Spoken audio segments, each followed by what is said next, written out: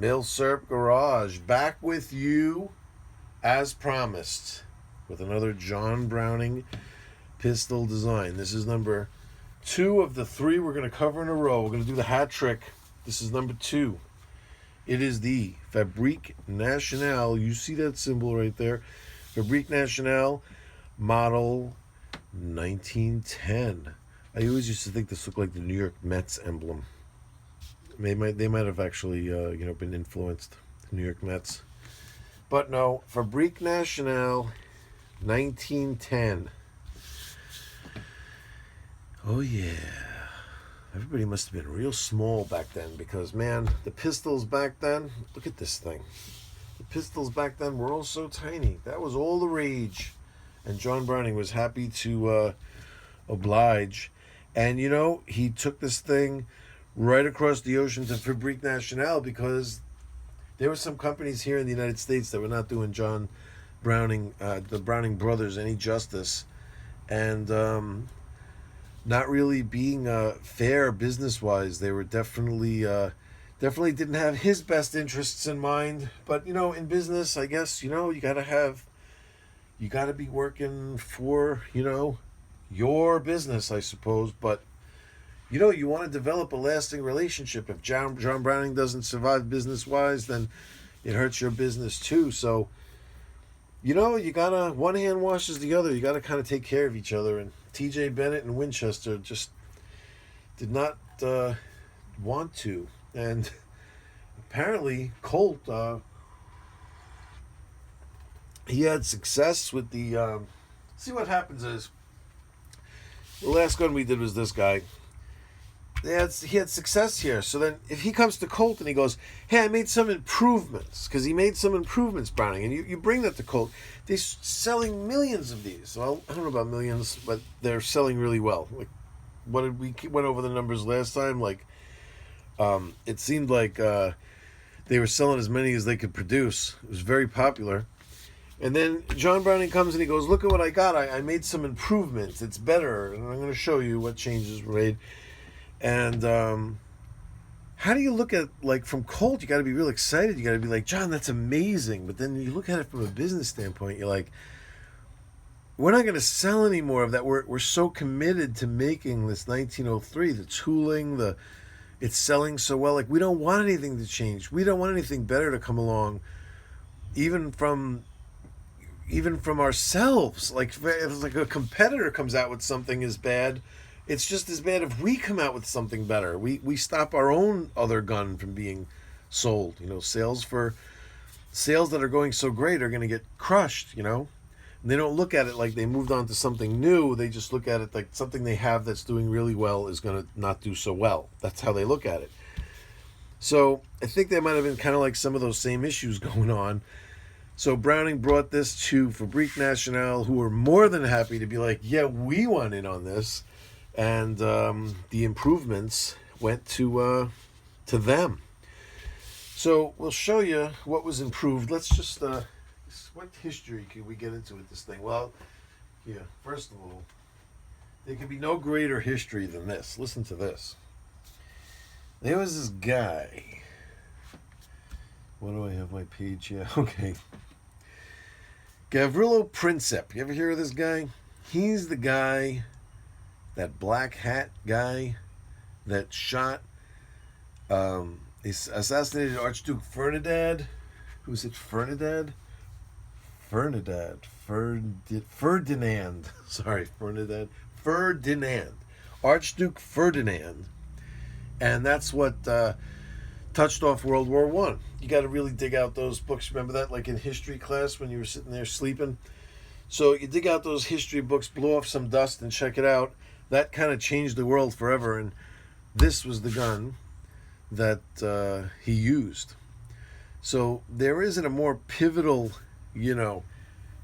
historical firearm if you're really into, like, the conflict side of things. This was this little teeny thing, touched off that huge change in history, so don't judge a gun by its size, you know what I mean? It just goes to show, a bullet fired is a bullet fired. This guy, Manufactured in 1914. This was called the Model 1910, but it didn't really hit the streets, let's say, until 1912.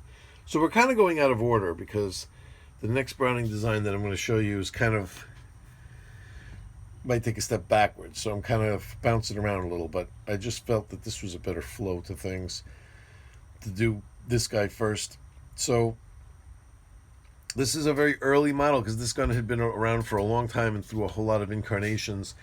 It came out in 1912. By 1914, they had stopped production because Germany had invaded Belgium, and production stopped at that point. So when I wanted one of these, that's that little window that I wanted one, from 1912 when they started production to 1914.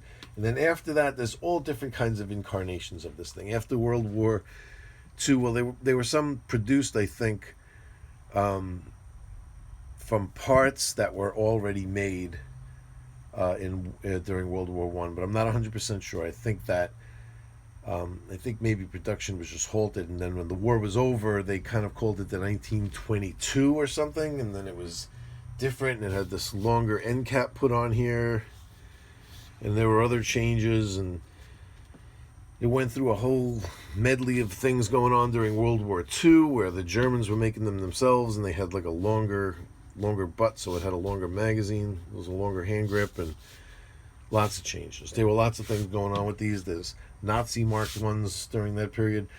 Then after that, even then, there was Browning, the company itself, where it said Browning across here, made them throughout the 50s. Where it was like the U.S. company Browning, but still made in Belgium.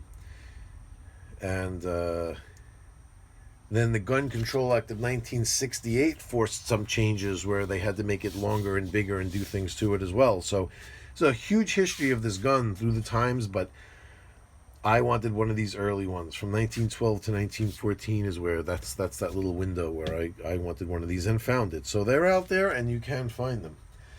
So let's see what else we got here. This one's in 32 cal, 32 ACP, semi-auto, single action, blowback operated, straight blowback operated. Let's get in there again with our dowel. Let's show you every single one of these we can check.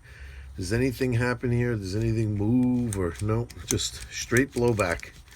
That's it. Nothing locks it. It's just free floating here. And there are no surprises inside. I know I told you got to really look at the design, but just trust me when I tell you that. Once again, very simple for John Browning, straight blowback design. What else? It has a grip safety, once again. A magazine safety, will not fire with the magazine removed. I don't remember if the 1903 had that. Let's see. Yeah, the 1903 has that as well. And both the 1903 and the 1910 both had pocket pistol versions of these two. Okay, so I'm not sure if we're going to touch on any of those here, but which means I don't have one at the current time, but they did make a pocket pistol version of both, which is interesting. See, he's very prolific, this Browning guy. What else we got here? These grips are weird and unique. They're called Vulcanite. And they're not, what do you call it, Bakelite, like you'd think they are. They're some Vulcanite is what it was called. They supposedly easy to crack. Luckily, these are okay. I think I might get replacements just to put nice wood ones on here just to save these, because I'm hearing like if you shoot a lot, you can damage these, and I would hate to see them damaged because they are in good shape. Might actually get just wood ones to put on just to shoot with, kind of thing. Not sure. Production started in 1912. There were about 63,000 to 70,000 produced before the German invasion in 1914 when production stopped. So they made about 70,000. This one's towards the end of production. That's why this one would have been in 1914. And here's one thing really cool about these guys. All right. Well, let's just get into what these changes were. What right away do you see immediately just by looking at the two of them that just jumps right out at you as a difference? I mean, the slide's basically the same shape, same extractor here. Same basic grip safety, same trigger. Everything's looking the same, except for one thing. Here, remember we had that spring down here that I had showed you that we took out. I showed you to make sure it's orientated properly. That runs along the bottom here and goes into this plug here at the bottom. It's where the spring is. John Browning was thinking, and he was kind of like, he did a lot of thinking. He was like, why do I even need that? That's like just an extra part. I could consolidate the barrel. The barrel's there anyway. And he was very good about combining things like that, using springs for dual purposes and all kinds of things. Like he was very good at that. So he figured out, if I run the spring instead of on a guide rod, what if I just run the spring on the barrel itself? So let's take this thing apart. Let's see exactly what he's got going on down here. We take out the magazine. We pull the trigger. Oh, we cannot pull the trigger with the magazine removed. So let's use the proper procedures here. Grip safety depressed. We decock it. Then we remove the magazine. Now this interesting capture design he has right here is kind of like a plug that turns, and look at that right there. We have that spring running along the barrel. How cool is that? And then we have the same procedure here where we turn.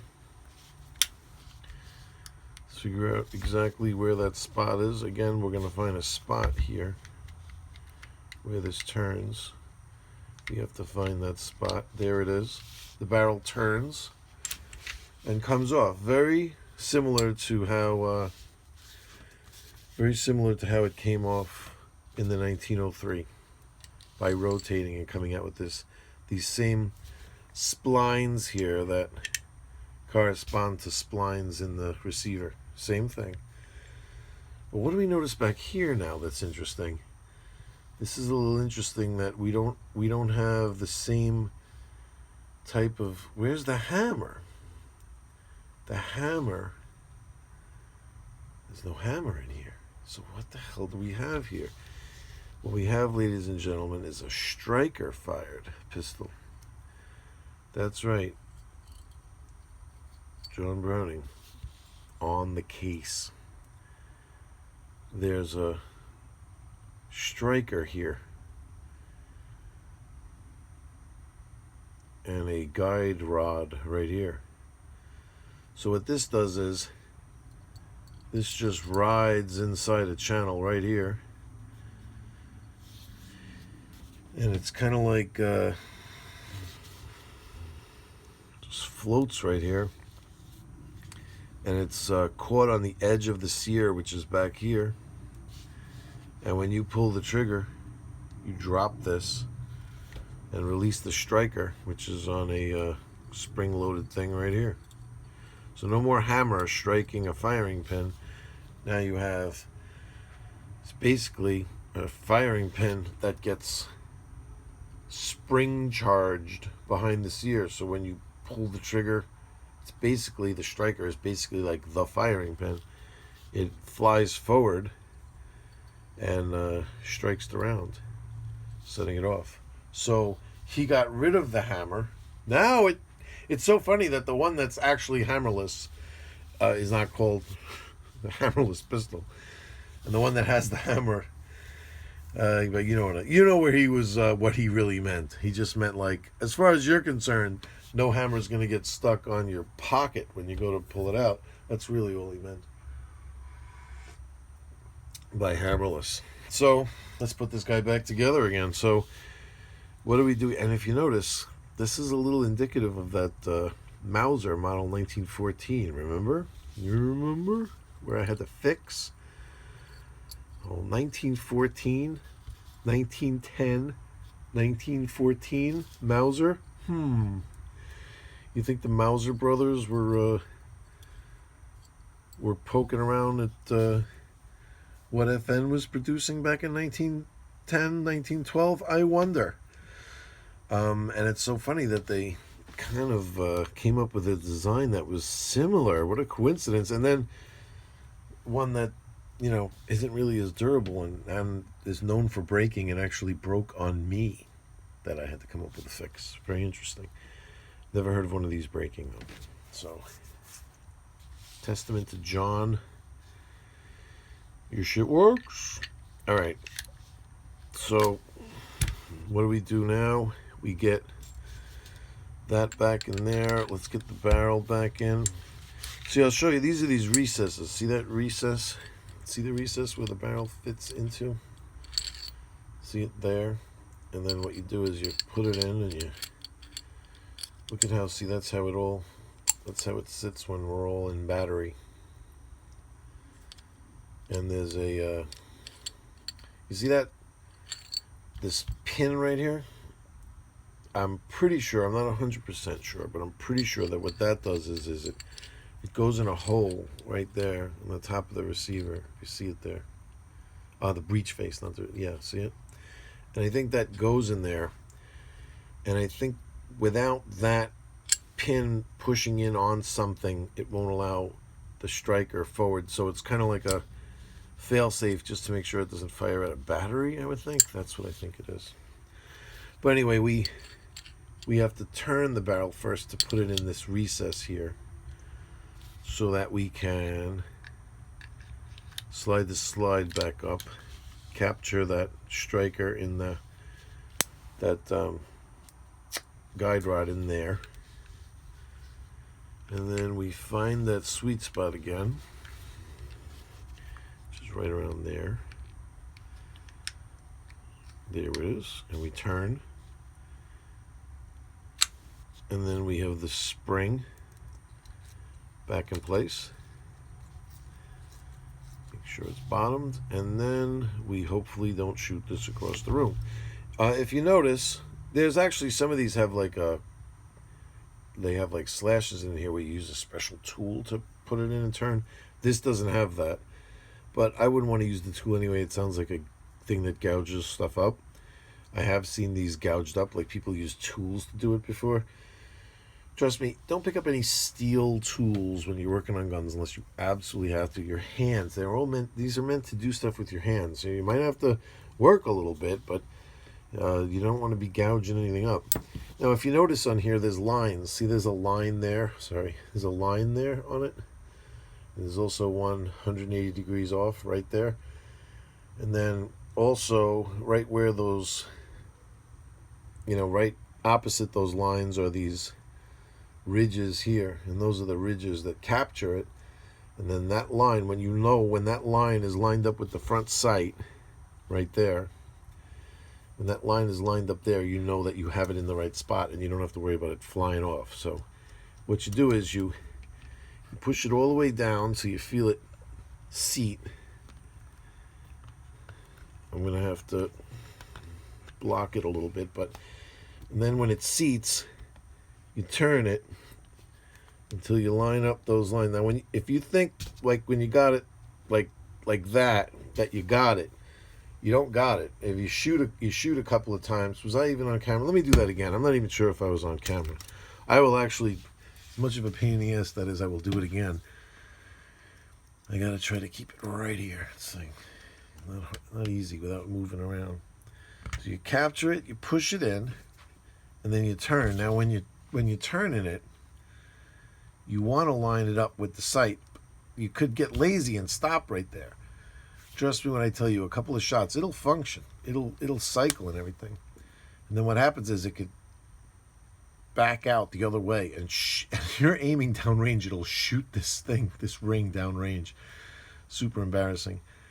It didn't happen to me, but I've heard stories. So what you do is you have to make sure that this clicks into place.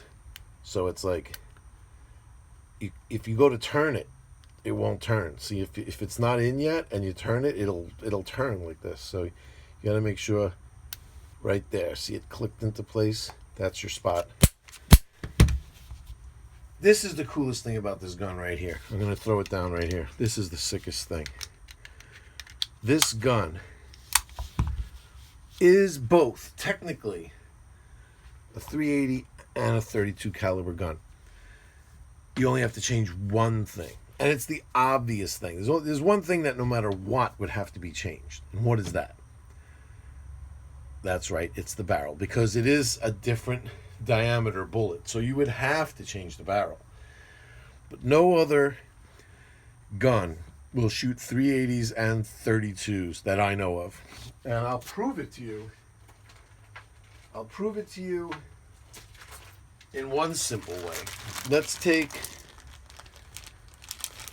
2 380 rounds. These are snap caps, by the way. Don't get nervous. What the hell did I do with my all right, here they are. Here's the 32s. Sorry, once again, ill prepared. Here's my 32s.